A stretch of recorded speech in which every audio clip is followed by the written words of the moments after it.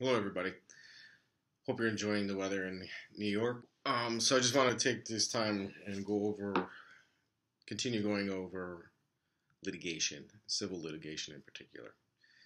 We talked about last time. We talked about we're getting into the plaintiff's case, or the plaintiff's case in chief, as we call it. Plaintiff's case in chief. They have direct examination of the witnesses.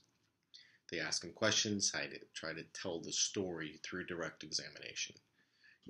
On direct, you also introduce evidence, all right, documents, pictures, medical records if need be, business records, anything that would be pertinent to your case in order to build and strengthen your case. After the plaintiff finishes with their direct examination, the defense or the opposing party has a right to cross-examine that witness. They have a right to find any holes, find any biases, try to see if the witness is being truthful or not. So they have this opportunity to cross-examine it. And then after the defense or the opposing party finishes with their cross, the plaintiff has a right to redirect, all right, re-examine the witness to clarify any discrepancies that they may have made. And this goes back and forth until both parties are satisfied. So there's the direct, then there's the cross, and then there's the redirect and the recross. And this will continue on with redirects and recrosses if need be. And then once the plaintiff rests their case, the defendant puts on their case in chief. All right, it's now their turn. So the plaintiff rests. The defense stands up and says, now we would like to present our case. And their case is to rebuff the plaintiff's evidence. All right, the plaintiff, remember, has the burden of proof. So the defendant is trying to push that burden or limit that proof that they've established thus far. So they rebuff that evidence, right? The evidence put in about pictures may not tell the whole story. There may be more to that picture. I remember a case where I had where it was a discrepancy on a building construction that the cabinets were in. And there were pictures taken of the cabinets in, but they only took one side of the kitchen, or pictures of one side of the kitchen. They didn't take the other side where there were no cabinets. So, you could say, okay, these were the pictures taken, but isn't this the whole story? Show them other pictures to try to rebuff. And that's the defendant's side. You prove any of your defenses. I remember in class, one of my defenses to that murder case was duress. Right, the murder suspect or the alleged murderer was his daughter was being held at gunpoint until he committed the crime. That's a defense. Duress is an affirmative defense. It's also my job during my case in chief to prove my case also, and on that I have the burden of proof. So I had the burden in that murder case to prove the duress allegation. So it was my burden of persuasion. It's my burden of proof to prove to the jury. And then if I've countersued or cross-complainted the plaintiff, it's also my opportunity to put on my case in chief to prove the allegations in my complaint. So if the plaintiff sues me for breach of contract and I've sued them for breach of contract, I now have to prove how they breached. They're in their case in chief, they're proving how I breached. Now I need to turn around and show how they breached, and I'm also seeking monetary damages. The defendant's case is just like the plaintiff's case. First, there's direct examination. They put their witnesses on, prove their story, prove how they're not liable in this action. So again, they'll get in any of their documents or evidence through their witness on direct examination.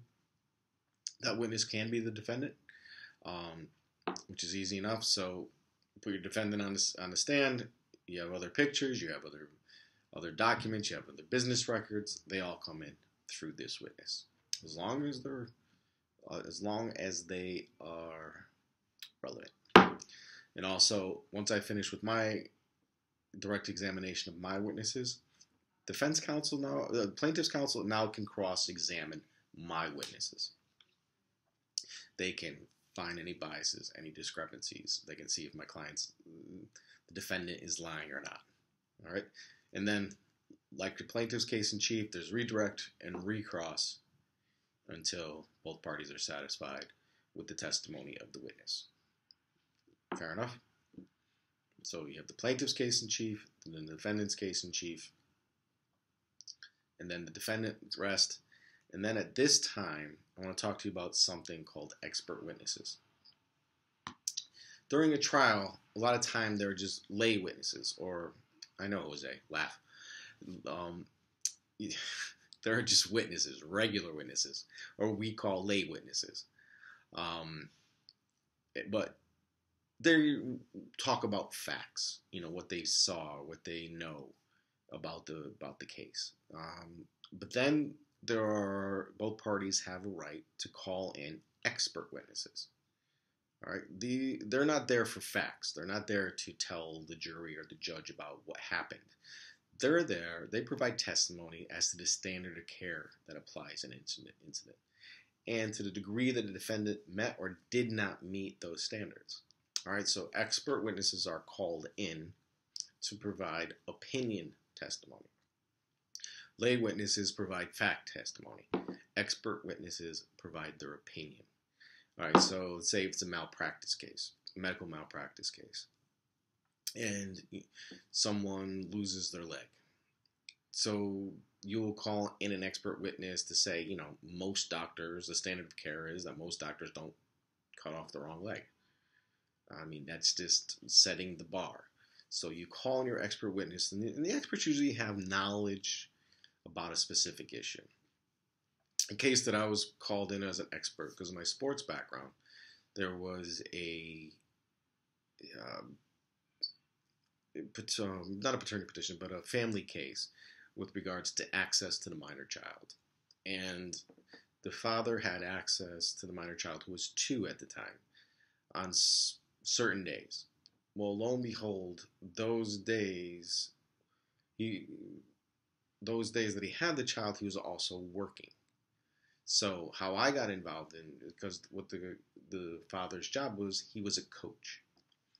So being a coach, they called me in to talk about, my opinion on how much time a coach spends in practice, what they do in practice, where their attention is on practice.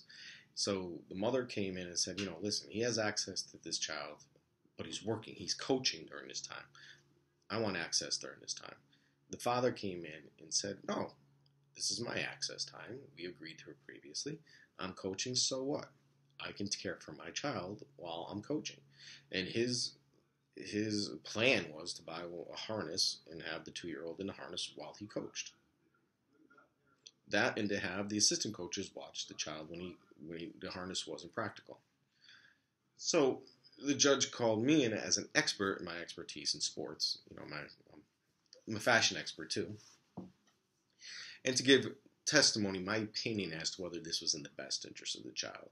And, I thought about it, I was questioned about it, and, at 2 years of age, I didn't think it was in the best interest of the child. Maybe at 6, 7, 8 years old, where the child's playing, maybe then, but not at 2. So, the access time was limited during the course of the season. So that kind of information you provide to the court, above and beyond just facts, the expert will come in and talk about. Okay? We can go, if you have any more questions about expert, when I return from St. Louis, we can talk about it. Then, after the plaintiff's case in chief, defendant's case in chief, the plaintiff has the time to rebut. Okay, it's called rebuttal. The plaintiff can now introduce evidence to rebut the defendant's case in chief. All right, so the plaintiff goes first, they put on their case in chief. The defendant goes second, puts on their case in chief. Now the plaintiff has rebuttal time. They can introduce evidence to push back on the evidence that the defendants have submitted, either through testimony or through documents. And then, just like the plaintiff has a right, the defendant now has a rejoinder. You'll need to know the details of this, to push back on any new evidence that the plaintiff introduced during the rebuttal. Okay? Plaintiff's case in chief, defendant's case in chief, plaintiff rebuts, defendant can rejoin as to what was introduced during that rebuttal. Okay? Jasmine, got it? You're good? All right. Then, after both sides rest, the rebuttal's done, the rejoinder's done, both parties have a right to a closing argument. They have a right to sum up the case. All right. They summarize the facts and evidence established during the trial. If it was not established during the course of the trial, you cannot talk about it or argue it in closing argument. You've only established facts and established evidence can be argued during the close. All right. A lot of objections. There are objections during closing argument by opposing counsel that was not established. And you see it often. I've seen it many times, especially by prosecutors, trying to argue something that was not established during the course of the trial. If it's not established and it didn't come in as evidence, it cannot be argued during the close. All right. Then you want to, in your closing, you're going to build up your case. Look how strong my case is. This is why I should win. At the same time, you're poking holes in the other side's case. I'm so strong. This is why their case is weak. My case is strong because of these reasons. This is what we proved. This is the facts we established.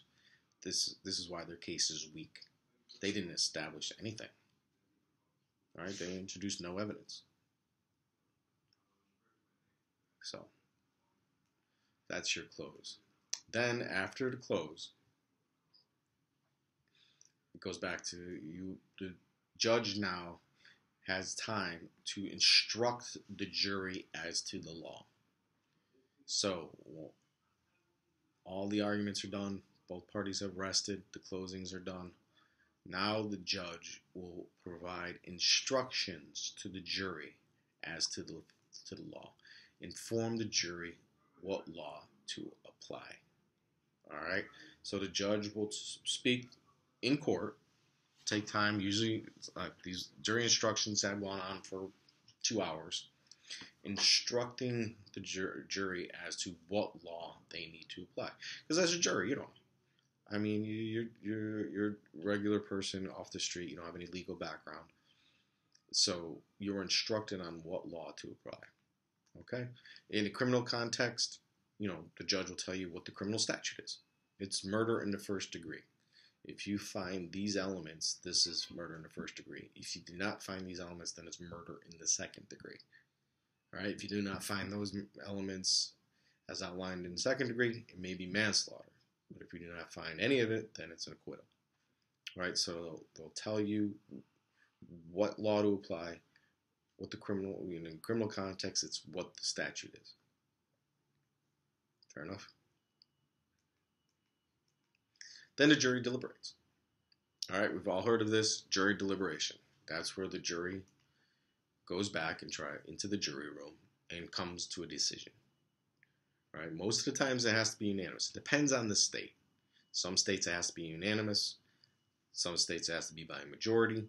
When it's ever a criminal case, especially in the first degree murder, it has to be unanimous. All right, so the jury goes back to the jury room and deliberates. They discuss the case amongst themselves and come to a decision. They have all the evidence, all the documents that were introduced, all the pictures that were introduced, all the medical that were introduced, all the business records that were introduced is given to the jury so they can go through them and look through them. As long as they were introduced as evidence during the trial, they have a right to examine them. So they have all that information. They can also ask, in cases where they weren't sure what a witness said, they can also come back out and have that transcript read back. Because as you know, we talked about this, all court proceedings are either taken down by a stenographer or a court monitor, where they are recorded. So the jury, if there's some confusion as to the testimony of a witness, of a plaintiff, a defendant, or a lay witness or an expert witness, they can ask to rehear it. And they'll come back out, sit in the jury box, and that testimony will be read to them, or if it's recorded, will be played again for them. Okay? So sometimes jury decisions are an hour, 15 minutes, depending on the case, or they can go on for days and days and days. And they go back and they're trying to decide. And they're trying to decide who's guilty, who's innocent. They're trying to decide who's liable. And if they are liable, how much money to pay to make them whole. Okay? Once the jury comes back, the verdict is read. When I was a clerk, my first job out of law school after my comedy bit was I was a clerk for the court. And my job was to read. You see it on TV all the time. The jury comes out with a piece of paper. They give the paper to the bailiff. The judge will ask them, have you come to a verdict? They'll say yes. They'll give the piece of paper to the judge. The bailiff will take it from the jury to the judge. The judge will look at it. He'll read it. He or she will read it, go over it. And she'll say, is this your verdict so ordered? Yes, it is. He'll give it to me or the clerk. And the clerk's job is to rise, have everybody in the courtroom rise, and read the verdict. And that's it. And once that verdict is read, it is the order of the court, and now the judge will enter judgment based on the verdict. Okay? If there's no jury, what usually happens is the judge will listen to the evidence. He'll gather up all the evidence. He'll go back and he'll write a decision. Right? He or she will come to a decision, and usually that's written. Sometimes it's written, and the judge, in my cases, I have 180 days to write a decision. So I have plenty of time to go through the facts, reread everything, and write my decision, and then submit it to the clerk for the clerk to send to all parties. All right, but in a jury trial, the jury comes back and that verdict is written. All right. So, verdict or written decision. Judgment notwithstanding the verdict, don't worry about it. Okay. If the parties are not happy, and this is America, and most parties aren't happy, and if they can afford it, you have a right to an appeal. Being red-blooded Americans not happy with what's going on at the lower court or the trial court, you have a right to appeal the decision. You have to file a notice of appeal. It depends on the jurisdiction, depends on the type of case. You usually have to give your notice of appeal between 30 and 60 days. Sometimes it's even 20 days. But you're not appealing the case, you're just giving notice that you intend to appeal. It doesn't mean you have to appeal, but you're giving your notice within that time frame, 30, 60 days, that I'm going to appeal this. These are the issues that I want to appeal on. As long as you do that, you preserve your right to appeal. And then it goes to the appellate court, and they'll set out a time frame where all the paperwork has to be set in. On criminal cases, though, only a defendant can appeal a verdict. The state cannot. The prosecutor cannot. The district attorney cannot. In criminal cases, only the defendant can appeal the verdict. Fair enough? Why? Because of double jeopardy. You cannot, remember in constitutional law, we went over at the beginning of the year, a criminal defendant cannot be tried for the same case twice. So the plaintiff cannot appeal and then have it remanded down back to the trial court. No, only the defendant can appeal. That'll be on the quiz. Okay, that'll probably be a true-false question on the quiz. All right, the appeal, we went over this. The petitioner is the appellant. That's the party that brings the appeal. All right, it could be either the plaintiff or defendant, but the party that brings the appeal is the petitioner or the appellant. And the party who responds to the appeal is the respondent or the appellee. Okay, so the petitioner can be either the plaintiff or defendant, depending on who lost and who wants to appeal. And they bring the appeal. And no matter who it is that responds is the respondent or the appellee. Jasmine, I'm going to wait here for a second for you to write everything down. How am I doing? All right. Any questions?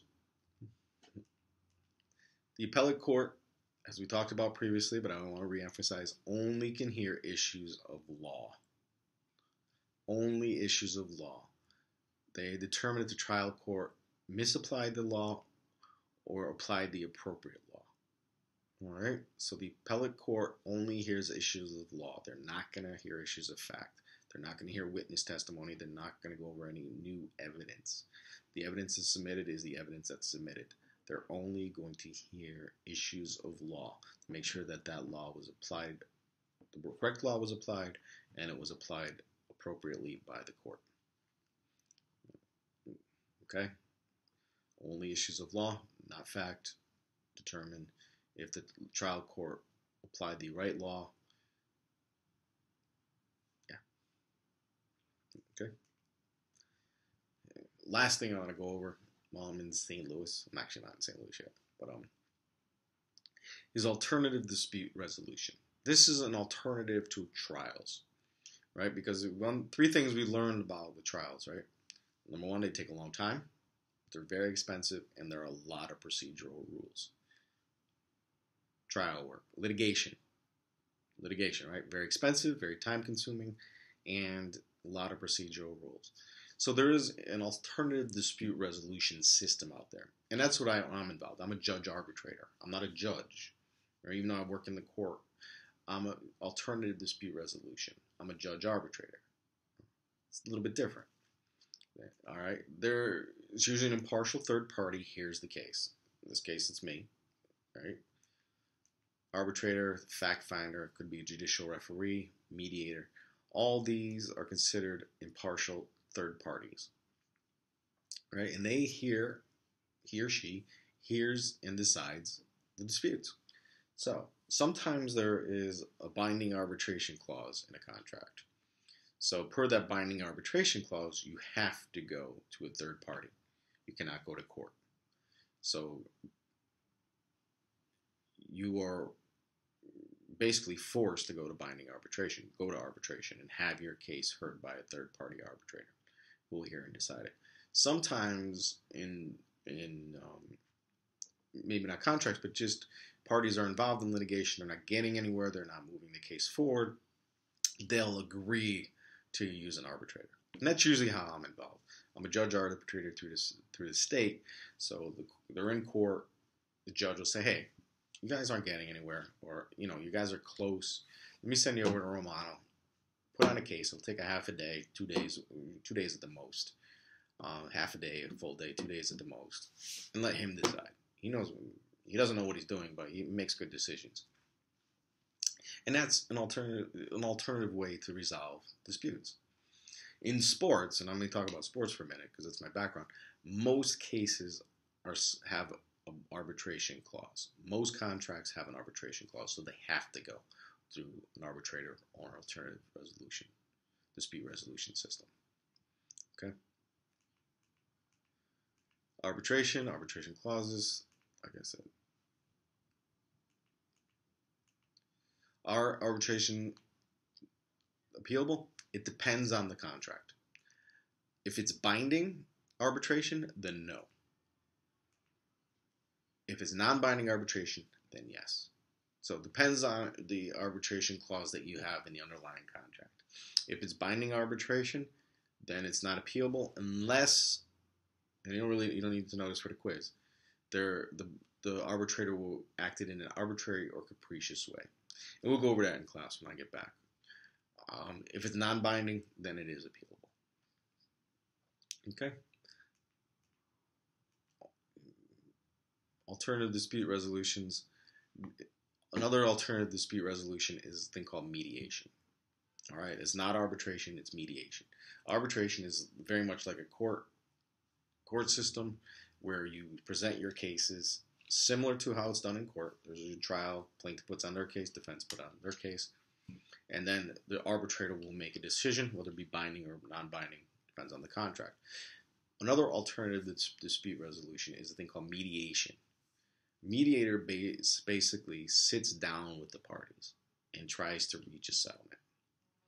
All right, they'll work with them, both parties, to try to come to some kind of resolution, some type of agreement. All right. There's no rulings. The mediator's not going to make any determinations. He'll just say, I think based on what you're presenting, this works. All right, this doesn't work for you. And just keep molding it and molding it and molding it until they get something that works for both sides. So there's a difference in alternative dispute resolutions between arbitration and mediation. There are no decisions by mediators. All right, if they can't come to an agreement, it's off. Everybody goes home.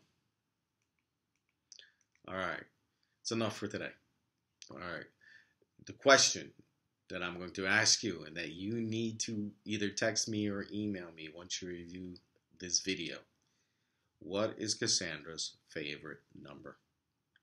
All right, what is Cassandra's favorite number?